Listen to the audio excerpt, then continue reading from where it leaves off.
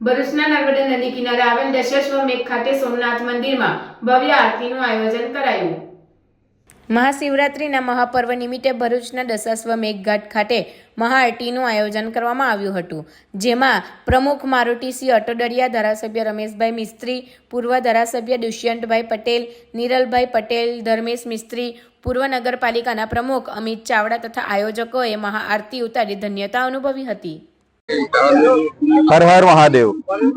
આજે મહાશિવરાત્રી દશાશ્વમેઘ ઘાટ માં નર્મદાના કિનારા પર સોમનાથ દાદા સોમનાથ મહાદેવ બિરાજમાન છે, ત્યારે ભરૂચની જનતાને અમે આમંત્રિત કરીએ છીએ કે આજે શિવરાત્રીના મહાપર્વના દિવસે આપ મહાદેવના દર્શન કરો, સોમનાથ દાદા દર્શન કરો।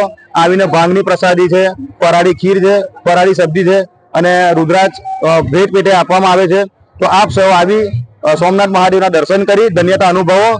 ભરૂચવાસીને મારા હર હર મહાદેવ।